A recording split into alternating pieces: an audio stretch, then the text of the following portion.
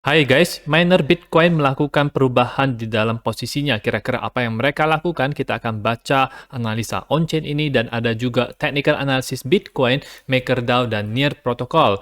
Nama saya Kalbi dan saya menyajikan informasi seputar fundamental, technical, dan on-chain analysis. Klik like dan subscribe untuk mendukung channel saya. Kita akan baca dulu apa yang dilakukan oleh miner ini. Miner katanya sudah memulai untuk mengganti posisi mereka. Di beberapa minggu yang lalu, difficulty-nya berkurang sebesar 10% dan miner-miner itu mulai mengubah perilaku mereka dari spending ke hodl.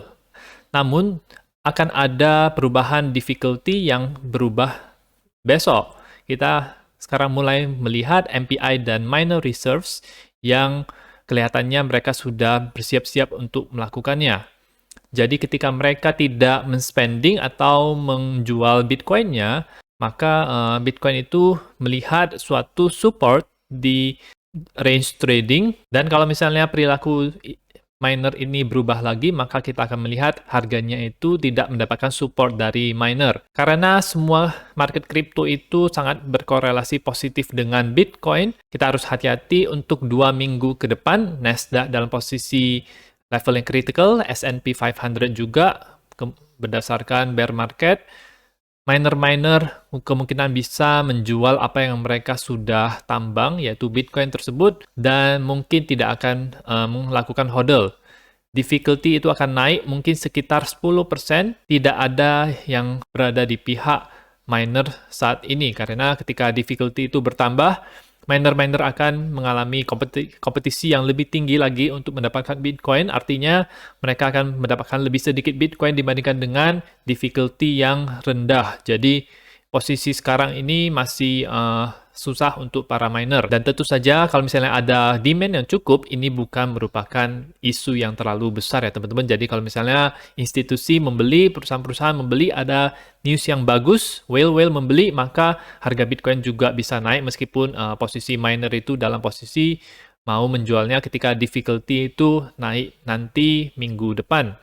Kita juga melihat kalau orang-orang sekarang itu untuk melihat semua likuidasi short yang terjadi dan semua orang itu sedang mengambil posisi long di futures, ini mungkin tidak akan menjadi hal yang mudah bagi Bitcoin untuk naik. Jadi sentimennya bagaimana? Sentimennya itu banyak yang bearish, 42 masih voting bearish, 8 yang voting untuk bullish. Menurut teman-teman bagaimana? Apakah ini masih dalam posisi bullish atau bearish?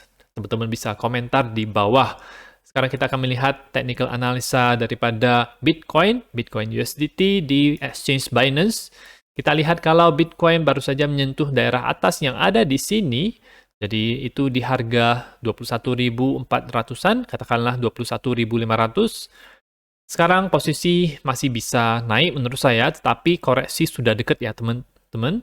Dan next target itu di supply zone dan Fibonacci extension 2 di harga di daerah kotak warna merah ini. Kalau saya misalnya mengubahnya menjadi time frame yang lebih kecil, tarik Fibonacci seperti ini, maka akan ada Fibonacci extension. Maka Fibonacci extension 2 ini itu pas sekali dengan daerah kotak warna merah ini, bisa tembus ke atas juga bisa. Jadi next target di mana bisa terjadi koreksi adalah di harga 22 ribuan ya, di kotak warna merah ini 22.300 sampai 22.700.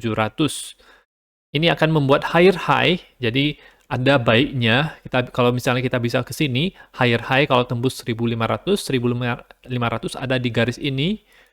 Kalau tembus, maka kita akan membuat yang namanya higher high di struktur daripada harga Bitcoin ini.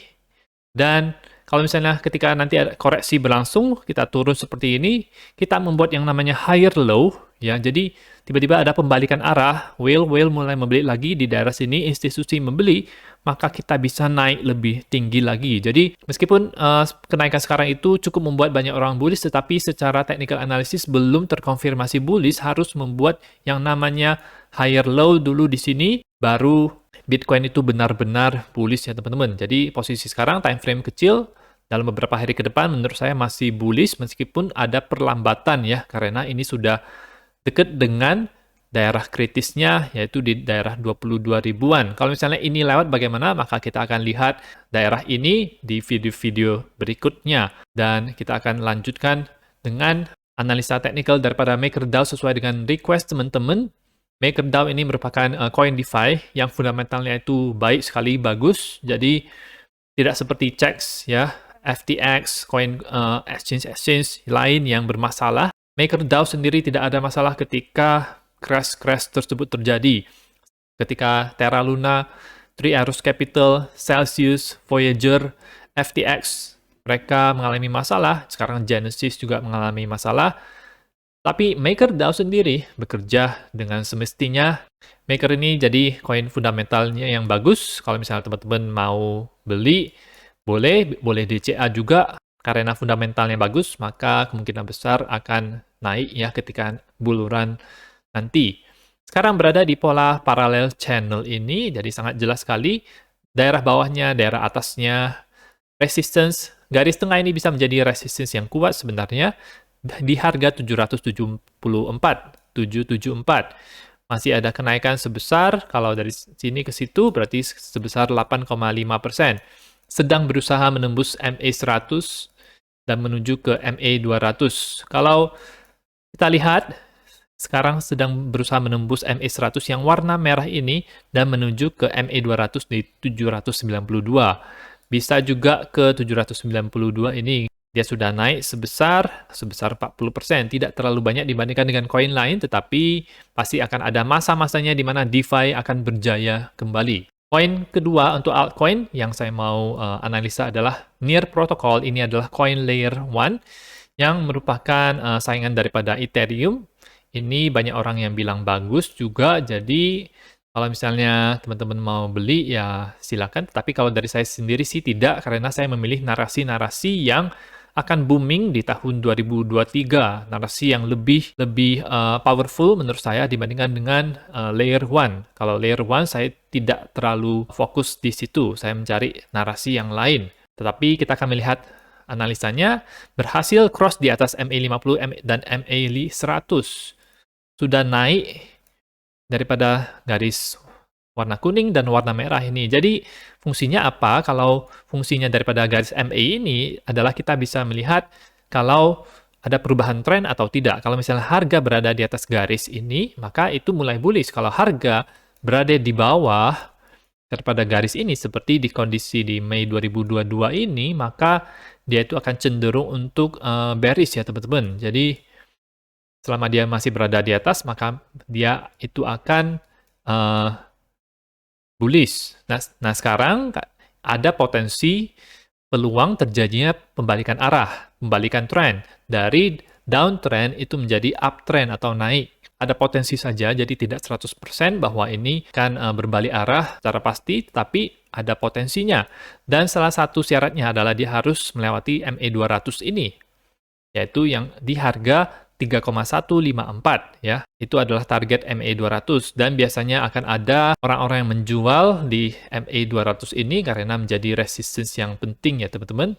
Posisi sekarang itu volumenya itu sangat besar menurut saya teman-teman. Sangat besar sekali. Terakhir kali sebesar ini itu di tanggal 11 Mei 2022 sejak